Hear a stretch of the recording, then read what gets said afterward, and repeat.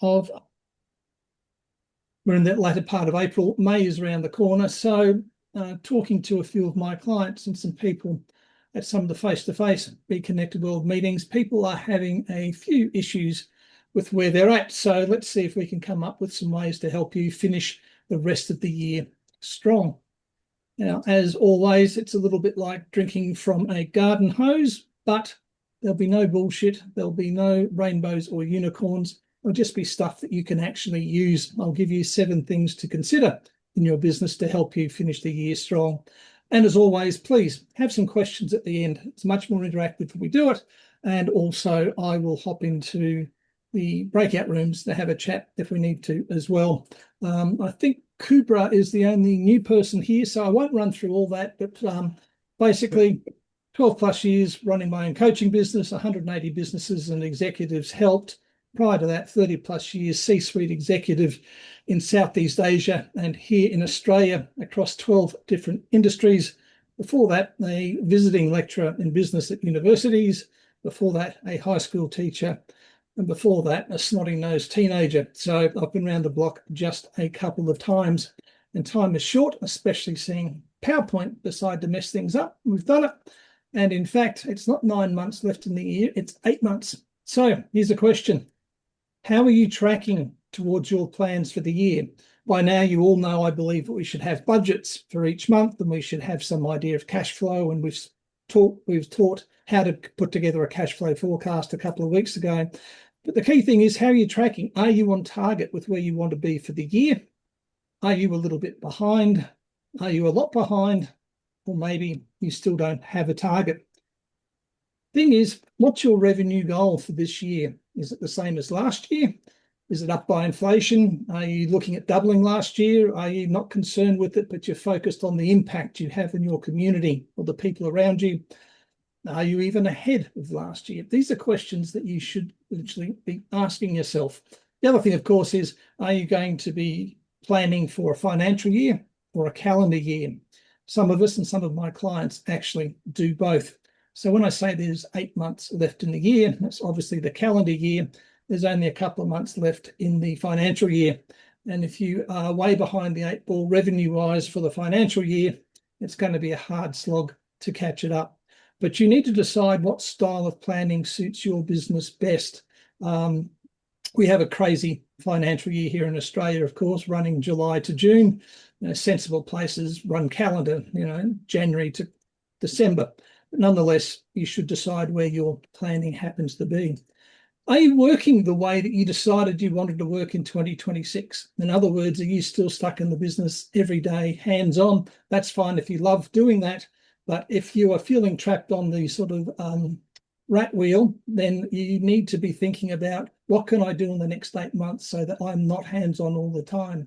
Are you working directly with your clients, working with them in person? Are you working with them online, or are you doing a mix?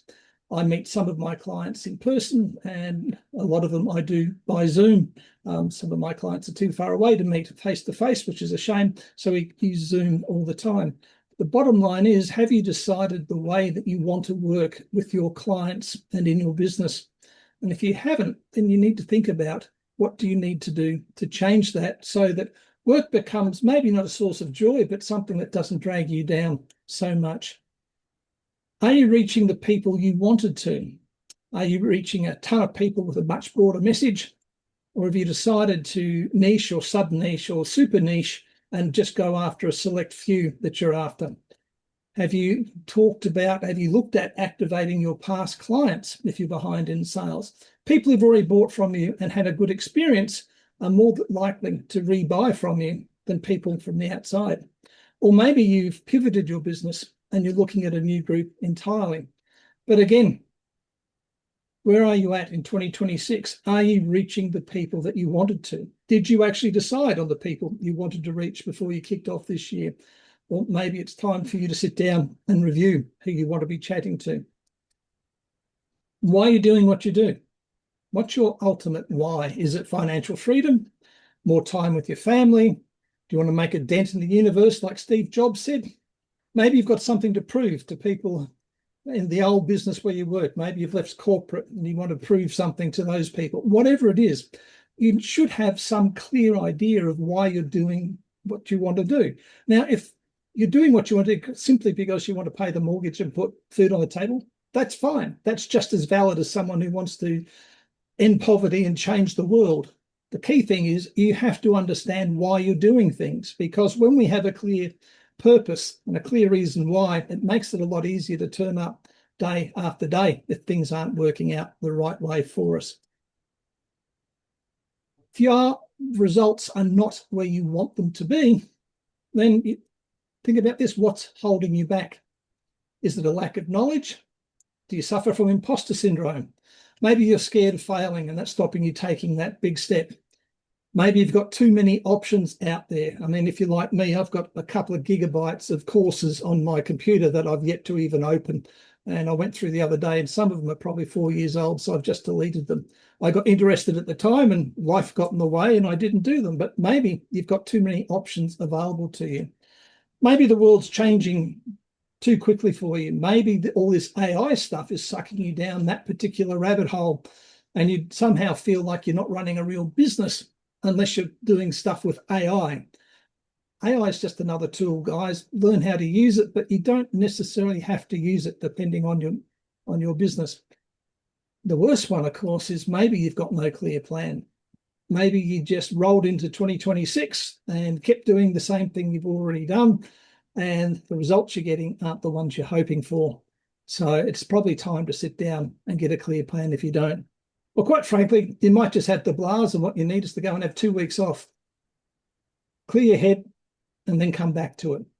But if you're not where you want to be, have a think about what's holding you back.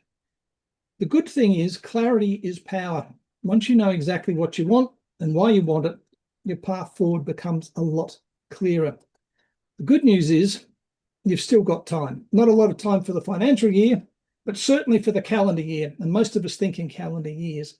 So even though it is the 28th or something or rather of April, we're nearly into May, you've still got time to affect positive and growing change in your business and your circumstances. The thing is, you've got to take action.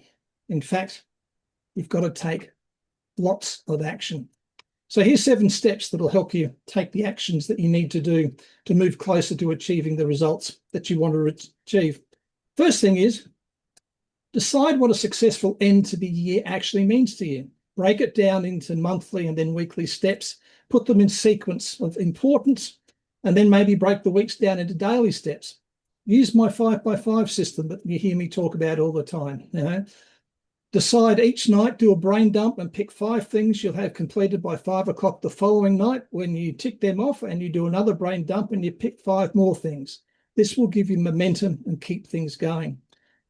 It's easier to get what you want when you know what it is that you want. So write down your dream finish to the year. Maybe split it across a couple of different areas. Maybe it's revenue, maybe it's profit, maybe it's time with family, maybe it's a holiday, whatever. But what does a fantastic end to 2026 look like for you? Write that down and then figure out, working backwards, what you need to do to achieve it. You should review your product or your service and what your offer is. Is it still relevant to your marketplace? Are you differentiated enough that you're standing out from the other people in the marketplace? Or maybe it can be improved or retargeted or updated. Maybe it needs to be repriced. Most small businesses that I work with are anywhere between 10 and 30% underpriced on what they offer to people. Maybe that's what it is, but review your product and service in terms of where does it fit in your market? Is it relevant? Is it different enough from other people? Is there anything you can do to improve it? And then create a plan to make it better so that you can market it properly. Which brings us to this one. How visible are you in your marketplace? Now, the step before that, of course, is deciding who your market is. Who are you trying to sell to? What is the transformation you're trying to achieve for people? What pain are you trying to remove from their lives? Basically, what is it that you're giving them? What benefit do they gain from working with you? When you know that, then you can decide your market. And once you've decided your market, you've got to figure out, well, how do you get visible in your market? Can you improve your social media? Maybe you're not using the right flavor. Maybe your product or service is more designed for executives, in which case you should be on LinkedIn and not wasting time on Facebook. Maybe you're doing stuff on Instagram, which would be better done on TikTok. The flavor of social media should align to the market you want to play in and the type of people you want to attract. I work off YouTube, LinkedIn, and Instagram. They're the three I find work best for me. Your mileage will differ. But if you're just doing Facebook because you've always done Facebook, but your customers aren't there, or you're not getting any responses on Facebook, there's two things. One is maybe your market's wrong. That's the wrong slope, the wrong type of marketing. Or secondly, your message isn't cutting through, in which case you need to look at your message and try and improve it. Maybe you can look at running a promotion a month between now. Maybe you can start a promotion in June. July is always a good one. New financial year, do a promotion in July and do another one in August and September. A promotion a month takes some planning, but promote something for 2 weeks, run it for a week, and then do the next one. Maybe you should be creating a plan to do that. Bottom line is, to get visible in a marketplace is really important. We live and exist and compete in a million channel world. And if you're not doing things to help you stand out in that million channel world, then your business is going to be a source of dismay rather than joy. The other thing is, identify what sources of friction you have that are holding you back. What things are getting in the way? Can you identify them? Can you move them? Can you reduce them? Create a plan to do one of the above. Now, sources of friction can be, you might feel like you've got to post every single day on LinkedIn because that's what the gurus told you. Well, let me tell you now, the gurus are now saying you only need to post 3 times a week. Next week, they'll probably tell us we need to post 3 times a month. Who knows? But the thing is, if you're feeling crushed by the need to post daily on social media or write emails every single day, then stop doing it. Find something that works for you. Just make sure you're aligned to your market. Maybe you haven't automated your business enough. Maybe you've got the CRM through Be Connected World, and it's this fantastic tool, but it does so much, you're overwhelmed and you're not using it. You haven't automated your calendar yet, or your meetings. You haven't automated your invoicing. You haven't automated customer contact and all that sort of stuff. So maybe the way to remove friction is to carve out some time and either use to help people to create things for you, or you dive in and start fixing things one at a time. I'm guilty of that. I've had other automated systems and I'm just swinging more and more of it full-time to GHL. So I'm using a mixture of using the help people and doing stuff myself. The key thing is, the more friction you have in your life and in your business, the more difficult it is to actually achieve things. Now, there might be friction in your life. It might be the fact that you've got a messy garage and you say to yourself, I'm going to clean that up one day. And you keep walking past it. And every time you walk past it, your subconscious is going, you promised to clean that up. You haven't done it yet. It's a source of friction. So how do you fix it? Well, nail the door shut on your garage or go in and clean it up. Bottom line is, identify what things are causing friction. See what you do to get rid of them.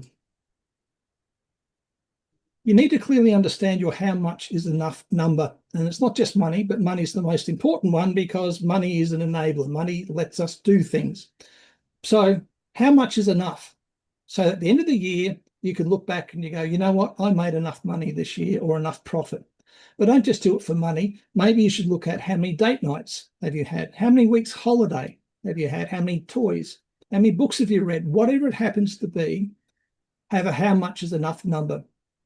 Money first and then other things. And write it down. And again, once you have a clear target, it's much easier to work out a clear path to achieve it, rather than something that's a little bit airy-fairy, right? So it's very, very important you understand how much is enough in your business and in your personal life. Money first, but look at other things. If you haven't yet, start doing this. Start working within your sphere of influence. Start working your network. Who can you partner with? Who can you talk to that is likely, that will act as an introducer from you to your ideal clients? Who do you know is a likely client? How do you reactivate your previous clients? Who do you have access to in your network? Be Connected World has got a lot of people there. I'm sure if you spent an hour just scrolling through Be Connected World with a clear idea of who you want to work with and what your product is and what pain you remove, you'd find people that you could probably approach to work with as a joint venture partner, or someone who's got the same clients as you want, but is not going to be a competitor. That's important when you're partnering with people. Same clients, but not direct competitors. So I see a lot of times there's quite a few coaches around, oh, I can't work with another coach. Well, I've just started a joint venture with a coach who lives in Terrigal because she actually works with the same clientele, but from a very different approach. So both of us together should make quite a potent force. So think about that. How can you use your network to actually get you in front of the right people? Do this. I don't care if it's Netflix or it's Disney Plus or it's HBO Max or whatever it is you happen to have on streaming. Give up a show a week, whether it's an hour a week or whether you're binge watching. I have to say, my wife and I are going through ER at the moment. She's never seen it and I still quite like it, but I've had to put a limit on how many episodes we watch a night or we'll be there 6 hours a night and that's no good. But the bottom line is block off a non-negotiable 60-minute block every second day to work on your end of day plan. Do that for all of May. Every second day, have 60 minutes in your diary to do nothing but work on your end of year plan. Use this time wisely because this is your time to take back control of what's happening. If you don't have 60 minutes, well, you can find it. You can get up 30 minutes earlier. You can sacrifice an episode on Netflix. You can reduce your screen time and your doom scrolling by 20 minutes or so. If finishing your year strong is a priority, then you need to treat it as a priority and you need to allocate specific non-negotiable time to work on it. Listening to me talk today and go, oh yeah, that's all very well and good, or gee, there were some good ideas there, I might do that, won't cut it. What you need to do is grab hold of something here and go, yeah, I need to make some changes and I need to have some set time to work on it. It doesn't matter if that hour's for you going for a walk. Some of my best thoughts and best actions come from when I have a walk. You've heard me talk about selfies. All my clients need to have booked out a minimum of one 90-minute session a week called a selfie, where all they do is work on their business. Now, whether that's walking around the block and talk and dictating stuff, whether that's sitting in their office with a cup of coffee or on their back deck, whatever it is, they have a selfie. You guys, if you are not where you want to be now financially, then you should be looking at finishing the year strong and putting the time in to do it. So know what you want and how much is enough. What do you want for the end of the year? Decide your target or goal. You're in business, so money is probably the best one, but it's not just revenue, it's profit. It's how much money ends up in the bank. I deal with a lot of businesses that generate a lot of revenue, but they have no profit because they're not in control. So maybe it's a profit number. Decide a target, a goal for your turnover, your revenue, your profit, and break it down into monthly steps, weekly steps, and then even daily steps. Review the product or service or services that you are offering to the marketplace. Do they still represent things people will pay to have pain reduced? Do they reduce a pain? Do they provide a transformation? Are you selling vitamins or are you just selling a headache tablet? You should be selling a headache tablet. Vitamins take too long to work. People want quick results. Identify, remove, and reduce any sources of friction in your business or your personal lives. Reach out to your network, reach out to your past clients and see if you can reactivate them, see if you can partner with someone. Plan a promotion a month till the end of the year. It's a big ask, but maybe your product lends itself to being promoted on a monthly basis. Maybe it's every 2 months. It's up to you to decide. Sacrifice some downtime. Get away from Netflix, put down the phone, stop doom scrolling on your tablet, and book some time with yourself to just think about and work on your business. And most importantly, commit to acting on what you've heard today. Apply what you've seen. Don't just stick your head in the sand and hope that things will get better. They won't, not unless you take action. If you'd like a hand, if you want me to give you some ideas of what you can do in your business, then you could book a call because help is always available. So let's have a chat. If you're feeling a bit lost or wandering, or just grab what I've spoken about today, watch the replay, and then take action, because action is what makes things change. Are there any questions?